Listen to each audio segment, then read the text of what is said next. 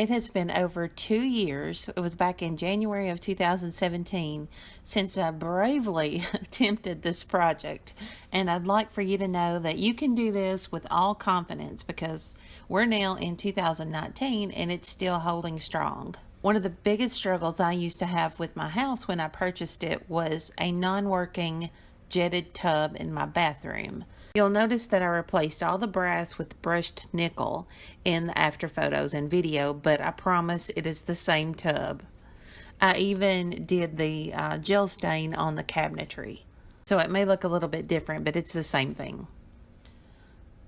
For many reasons, I wanted to work with this tub as it is, if at all possible. I didn't want to do a total remodel in the bathroom because I love the large tub, but I didn't like the jets and the uncleanliness of them. They just were disgusting. I had stopped using the tub when I noticed unpleasant odors a few hours after I would use it. On researching, I had learned how when you're taking a bath, the water goes into those jets and it just stays stagnant. So each time I used the tub, old water was coming back in there. Yuck.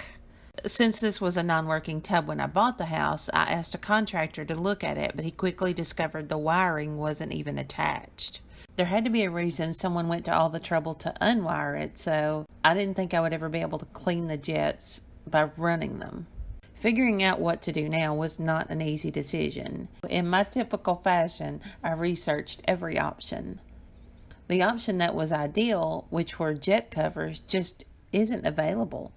And after countless hours and numerous days, I found a question by a patron of the hows.com website. Going through about 78 comments, I finally found a couple of solutions, but one seemed a little bit easier to me. And that was by using door shields, the shield that goes onto your wall that your doorknob will hit when your door is open. It's called a door and wall shield. I purchased 5 of those that were 3 1/4 inches, and they are perfect for the jets. I'm so not joking about that. They're strong and durable plastic. It's the perfect size for this project. Then I purchased a tube of marine goop sealant. Now my sealant tube here, the graphics are a little bit different than the current version because I did this a couple of years ago, but it's the same product. Next, I purchased some Quick Seal Ultra Premium Silicone for the kitchen, bath, and plumbing applications at Walmart. I can't stress this enough. Do not cut corners on the cost and quality of your sealant and caulking, ever. Also, I used a Dremel. If you don't have one, then maybe you could borrow one from someone or you could purchase one. They're not that expensive and they are so universal. You'll use them for lots of little projects. They're around $25. I'm going to include links to all of these items below for you. I know it seems crazy to put door shields inside of a tub, but when I purchased them and took them out of the package, the hard plastic was convincing and I just felt like, what do I have to lose? My tub has 4 jets and then the intake. I scrubbed and scraped all of the foam backing tape from the back of the door shields, so they were flat and clean surfaces. I made sure the tub and all the jets were super clean and super dry. I took the goop and applied it liberally to 4 shields, not the 5th one. The 5th one for the intake, I'll have to do some altering to that, which is where the Dremel comes in.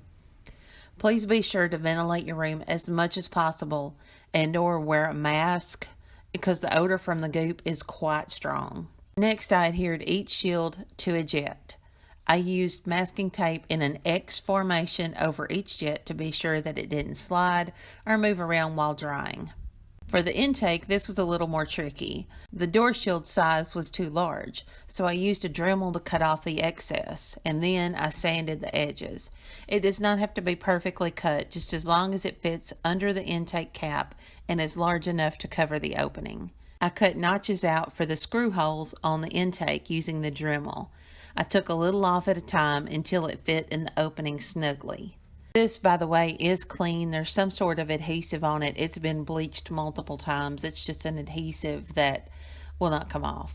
Since the recommendation was to allow the marine goop to dry for about 72 hours, I went on to the next project, which is the intake cover. Since the cover is full of holes, I wanted to cover all those holes with silicone sealant.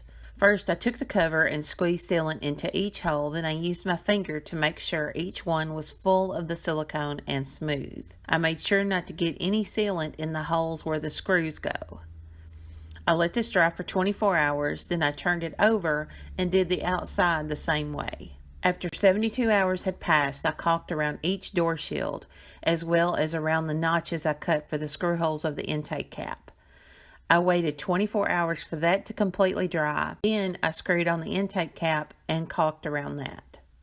Allow another 24 hours to dry and your tub is ready for use. I've been using my tub for over 2 years with not one single issue with this. And I'm so happy about that. I took a chance on putting door shields in my tub, which sounded crazy, but I was sort of desperate. I couldn't really do anything else at the time. If you decide to try this, I'd love to hear from you. If you have any questions, please let me know. I'll be happy to help in any way that I can. When we can avoid a complete bathroom remodel like I did with this room, it's worth a shot, right? Please let me know how it goes for you.